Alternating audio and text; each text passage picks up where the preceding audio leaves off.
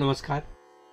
चंद्र राशीप्रमाणे वृश्चिक राशींच्या व्यक्तींना नोव्हेंबर 2022 या महिन्यासाठी मी आता मार्गदर्शन करणार आहे. वृश्चिक राशींच्या व्यक्तींना हा महिना बऱ्याचशा कारणांनी अनुकूल असं म्हणता येईल. प्रकृतीच्या बाबतीत जर आपण म्हटलं तर आपल्याला स्वतःपेक्षा सुद्धा आपल्या मुलांच्या प्रकृतीकडे जास्त लक्ष द्यावं लागेल. काही कारणांनी त्यांच्या प्रकृतीमध्ये काहीतरी अडथळा किंवा अनावश्यक आरोग्याच्या काही तक्रारी दिसून येतात. त्यासाठी तुम्हाला थोडा खर्च करावा लागेल आणि काही टेस्ट वगैरे जे त्या पण करावे लागतील किंवा काही इन्फेक्शन सारखे संसर्गजन्य असे काही त्रास त्यांना मुलांना दिसून येतोय. त्यासाठी तुम्हाला थोडासा वेळ आणि पैसा खर्च करावा लागेल. तुमच्या आरोग्याच्या बाबतीत खूप काही मला कष्ट दिसत नाहीयेत, पण मुलांकडे मात्र तुम्हाला आरोग्यासाठी लक्ष द्यावं लागेल असं दिसतंय आणि त्याप्रमाणे तुम्ही ते करा. जे नवदाम्पत्य आहेत, नवपरिणीत आहेत, अगदी विवाह होणार आहेत ज्यांचे, त्यांना हा महिना खूप अनुकूल असा दिसून येतोय.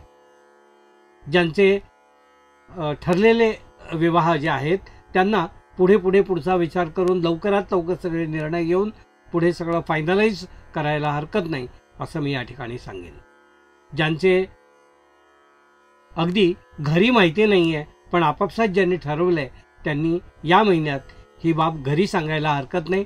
आपली अनुकूलता घरच्यांपासून मिळवून आपण त्या पुढे जायलाही हरकत नाही असा मला विश्वास या ठिकाणी दिसून येतोय. जे आपल्या घरी आनंदाची वार्ता वाट बघत असतील, आनंदाच्या वार्तेची म्हणजे नवदाम्पत्य जी आहेत, जी आपल्या बाळाची वाट बघत असतील, त्यांना करीत असलेल्या ट्रीटमेंटमध्ये या महिन्यामध्ये शुभवार्ता समजेल. म्हणजे ट्रीटमेंटचा फायदा त्यांना या महिन्यात होईल असं दिसून येत आहे. तर त्याचा फायदा तो जो मिळाला आहे तो त्याने अवश्य करून घ्यावा आणि आनंदाची वार्ता जी आहे ती सगळ्यांच्या कानावर जाऊ द्यावी असं मी या बाबतीत सांगेन. उद्योगधंदा आणि इतर बाबतीत मी असं म्हणेन की ज्या व्यक्ती स्वतः नोकरी करणाऱ्या आहेत त्यांना आपल्या नोकरीत बदल घडवायचा जर असेल तर त्यासाठी त्यांनी या महिन्यात प्रयत्न सुरू करावेत. अशा काही घटना घडतील की उत्तरार्धामध्ये नोव्हेंबर महिन्याच्या त्यांना अनुकूल असे काही उत्तरं समोरून मिळतील. ज्या ठिकाणी ते प्रयत्न करतायत त्यांच्याकडून इंटरव्ह्यूज वगैरे आधी साठी विचारणा होईल तर त्याप्रमाणे त्यांना उत्तरार्ध नोकरीत बदलाच्या दृष्टीने जास्त अनुकूल आहे असं मला या ठिकाणी दिसतंय. ज्यांचे उद्योगधंदे आहेत, लघुउद्योग आहेत किंवा त्या काही कारणाने इन्व्हेस्ट करणारे जे लोक आहेत त्यांना सुद्धा या महिन्याच्या उत्तरार्धामध्ये मोठ्या संधी चालून येतील. थोड्या गुंतागुंतीच्या असतील पण संधी मात्र मोठ्या चालून येतील.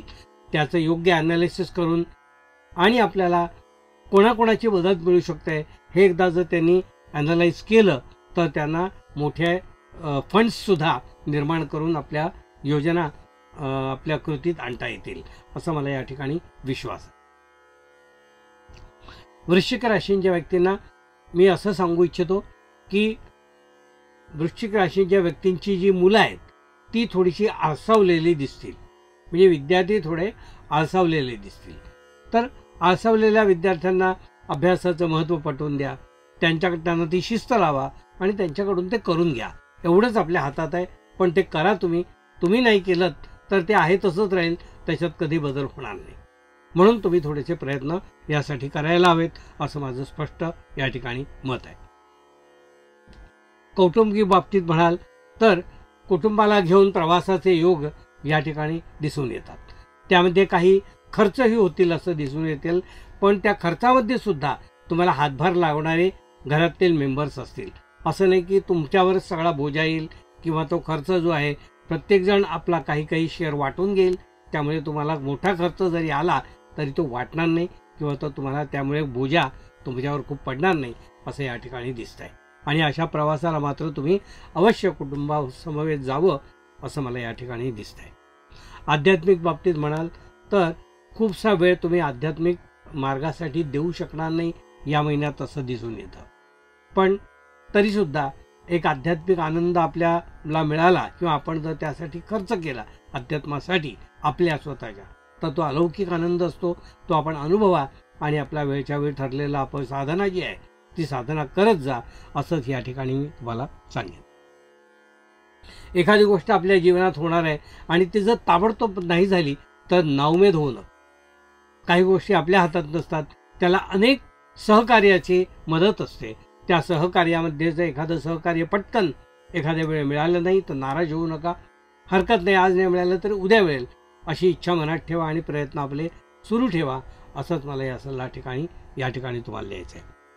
वृश्चिक राशीच्या व्यक्तींना मी असं सांगू इच्छितो की या महिन्यात आपल्याला उत्पन्न जे आहे ते आपल्या साथीदाराकडून, जोडीदाराकडून आपल्याला मिळालेल्या मदतीमुळे एक आपण काही इन्व्हेस्टमेंट करू शकता.